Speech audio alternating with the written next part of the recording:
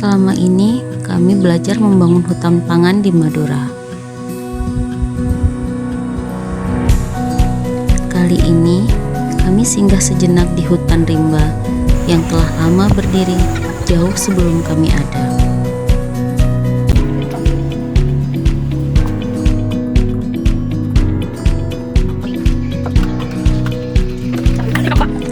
Inilah sedikit cerita perjalanan kami.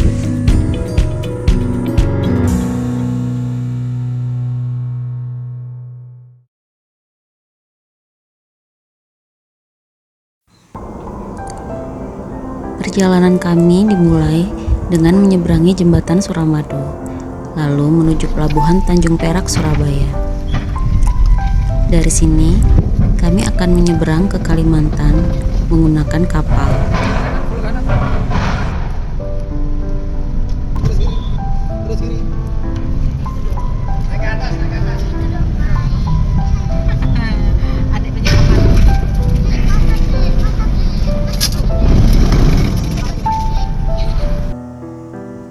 Karena bertepatan dengan liburan, pelabuhan dipenuhi lautan manusia. Begitu juga di atas kapal. Hampir setiap sudut dipadati penumpang yang memiliki tujuan dan cerita perjalanan masing-masing. Kami bersyukur karena kami salah satu orang yang beruntung bisa mendapatkan kamar. Sementara banyak penumpang lain yang tidak mendapatkan kamar harus mencari tempat untuk tidur di dek, di lobi, atau di sudut-sudut kapal yang masih tersedia.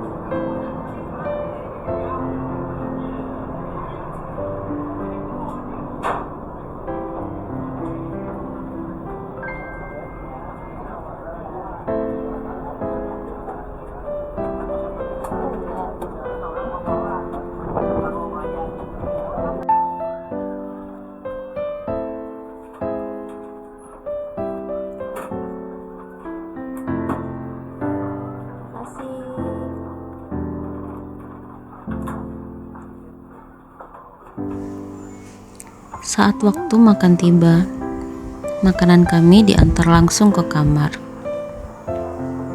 Sedangkan penumpang lain yang tidak mendapatkan kamar, mereka harus sabar menunggu giliran, menunggu antrean yang sangat panjang untuk mendapatkan makanan. Kami kembali bersyukur atas semua kemudahan dalam melakukan perjalanan ini.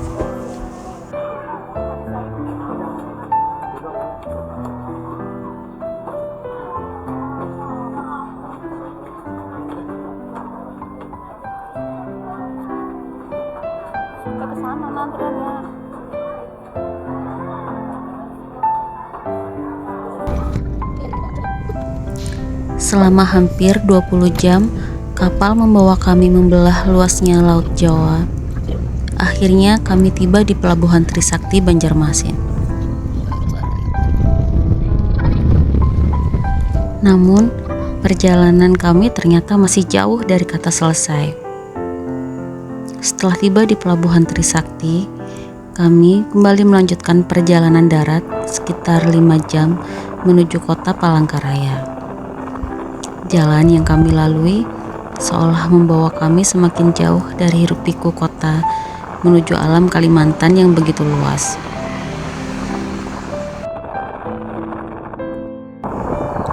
Dari Palangkaraya, perjalanan kembali berlanjut.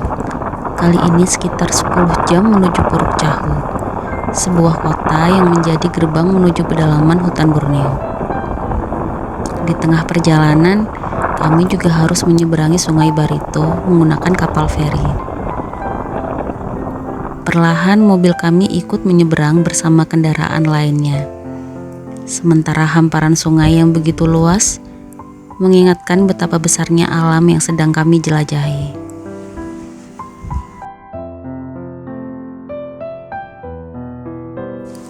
Setelah menyeberangi Sungai Barito, perjalanan masih berlanjut sekitar 1 jam lagi hingga akhirnya kami tiba di Desa Tambelum, tujuan yang telah kami nantikan sejak berangkat dari Madura.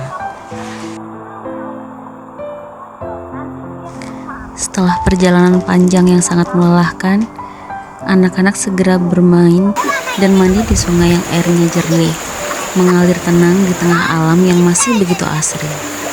Pemandangan di sekelilingnya begitu damai, jauh dari hiruk-pikuk kehidupan kota.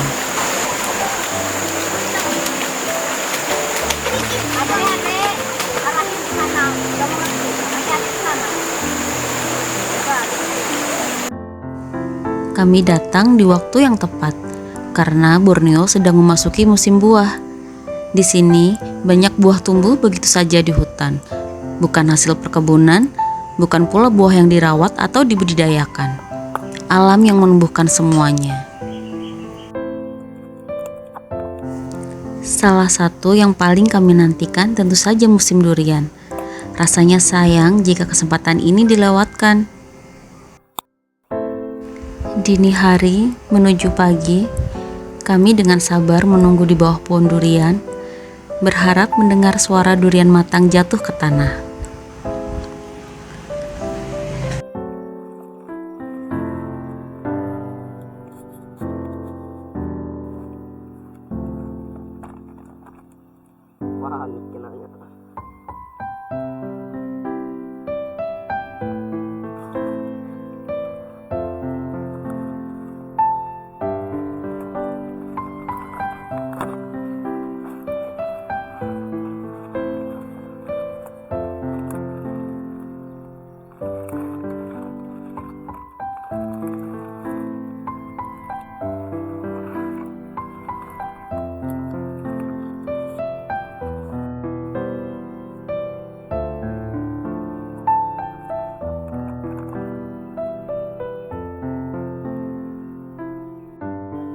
Alhamdulillah, malam itu kita mendapat cukup banyak durian. Pengalaman sederhana, tetapi rasanya begitu istimewa menikmati durian yang benar-benar matang dari pohonnya langsung dari hutan Borneo.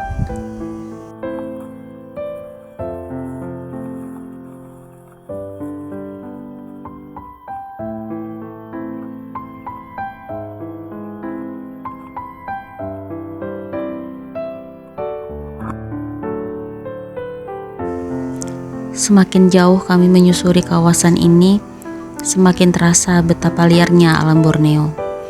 Hutan-hutannya masih sangat rimbun, pepohonan menjulang tinggi. Bahkan ketika pagi tiba, suasana masih begitu gelap dan sunyi. Di tempat seperti inilah kita benar-benar menyadari bahwa alam adalah penguasa sesungguhnya, sementara manusia hanyalah tamu yang sedang singgah.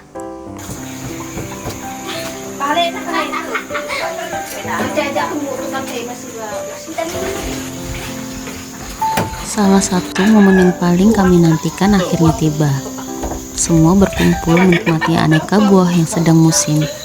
Ada durian, dan ada pula berbagai buah lain yang dibawa oleh keluarga dari hutan. Suasana sederhana seperti inilah yang terasa begitu berharga. Duduk bersama, saling berbagi dan bercerita, dan menikmati hasil alam yang begitu melimpah. Rasanya bukan hanya tentang manisnya buah-buahan, tetapi juga tentang hangatnya kebersamaan. Di tengah hutan Borneo, kami belajar bahwa kebahagiaan tidak selalu datang dari hal-hal yang mewah. Terkadang, kebahagiaan hadir dari aneka buah hasil alam dan waktu yang dihabiskan bersama orang-orang yang tercinta.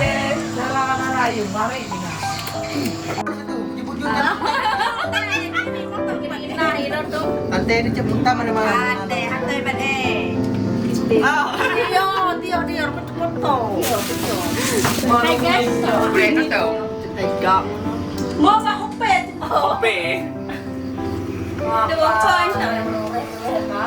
Iya, nomor nenek ngepol ikan memang. Kami kosong nih, kita dapat dia. Kamera sih laptop.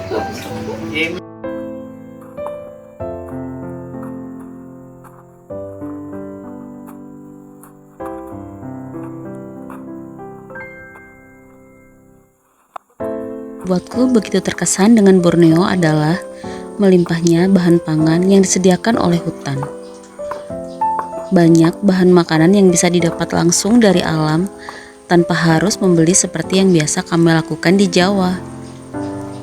Salah satunya adalah sangeh, pohon pisang hutan yang tumbuh liar dalam jumlah yang sangat banyak. Kami mengambil beberapa batang secukupnya untuk diolah menjadi makanan. Setelah ditebang, batangnya dibelah, lalu diambil bagian empuk di tengahnya. Bagian inilah yang nantinya akan dimasak.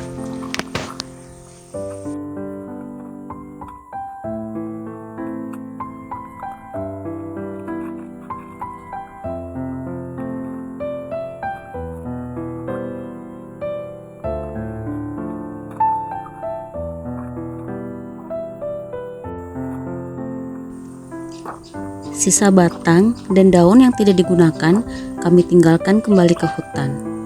Bagi alam, tidak ada yang benar-benar menjadi sampah. Semuanya akan kembali terurai dan menjadi bagian dari siklus kehidupan.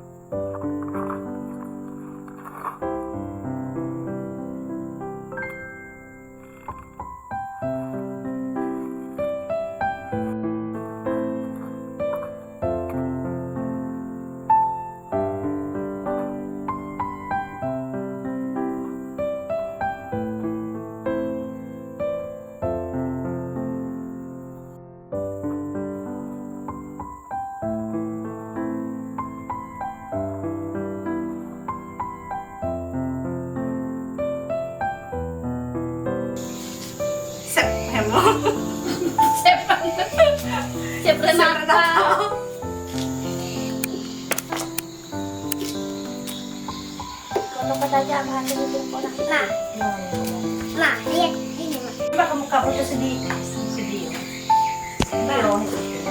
Setelah semua bahan terkumpul, kami memasaknya bersama-sama. Di dapur sederhana, tangan-tangan saling membantu. Obrolan mengalir dan tawa keluarga membuat suasana terasa begitu hangat.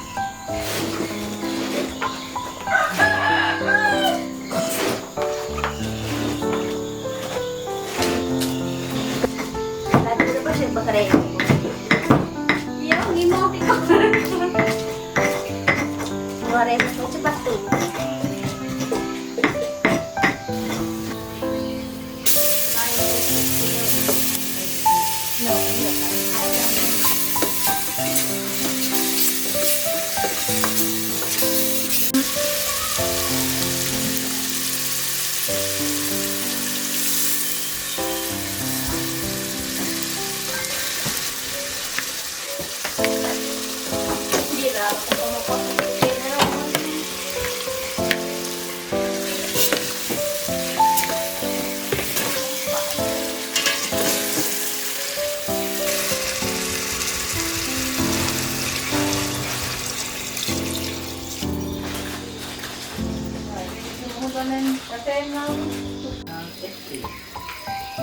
Halo kak. Halo Dexty, ini kita napuk. Kita napung anunya Ini sayur sange ini Besti, campur ayam kampung. orang kampung. Orang kampung. Iya. Bisa masuk pegangan. Tengah kepleu bau ingin. Aku anak mana matu.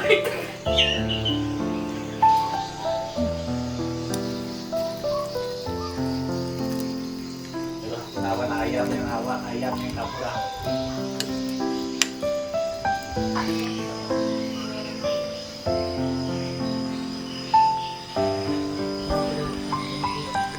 Tak lama kemudian, hidangan pun siap disajikan.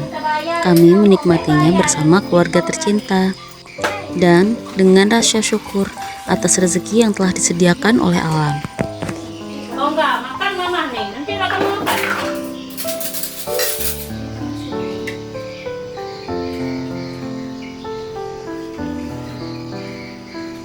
Enak gitu.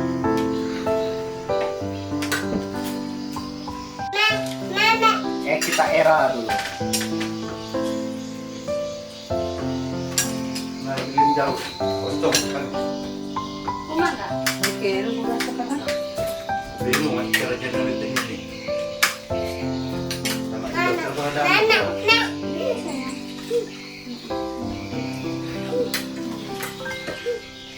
Morning.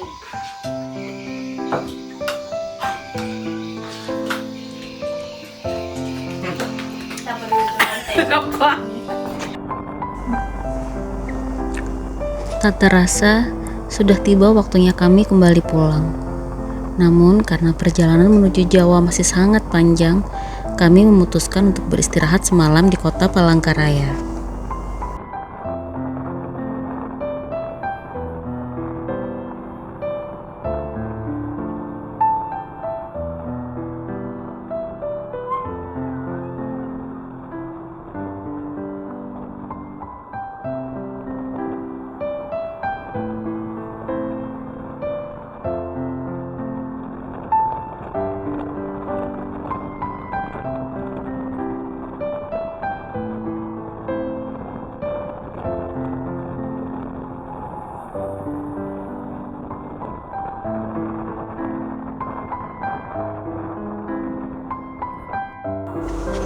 Lagi-lagi kami beruntung.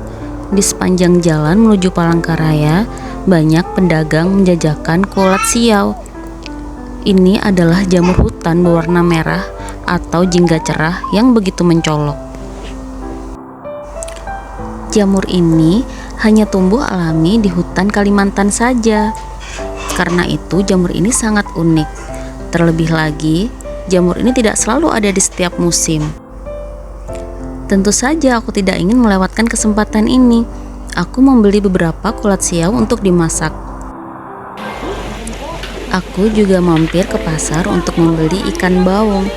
Ikan ini sangat susah ditemukan di Surabaya. Mungkin hampir tidak pernah ada.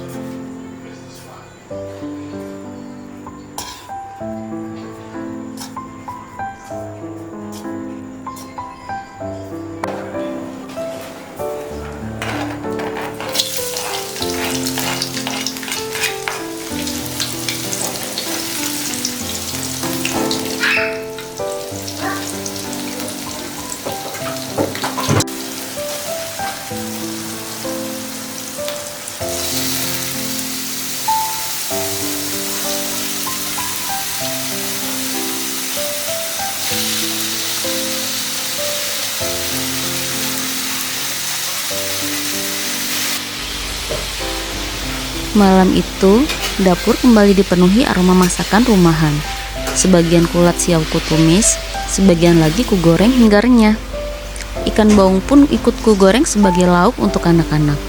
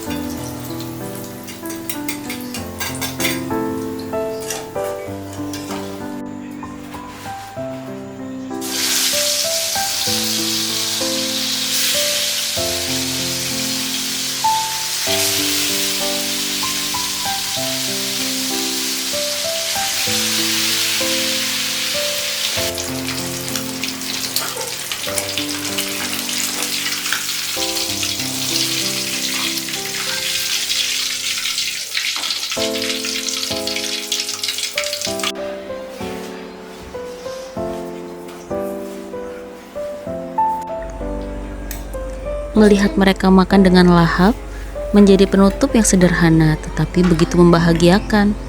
Rasanya setiap hidangan yang kami nikmati selama perjalanan bukan hanya mengenyangkan perut, tetapi juga memperkaya pengalaman kami tentang alam, budaya, dan kehidupan di Borneo. Perjalanan ini mungkin telah usai, namun kenangan tentang sungai yang jernih, hutan yang rimbun, durian yang jatuh di tengah malam, hingga aneka hasil hutan yang begitu melimpah akan selalu tinggal di hati kami. Sampai jumpa di perjalanan berikutnya.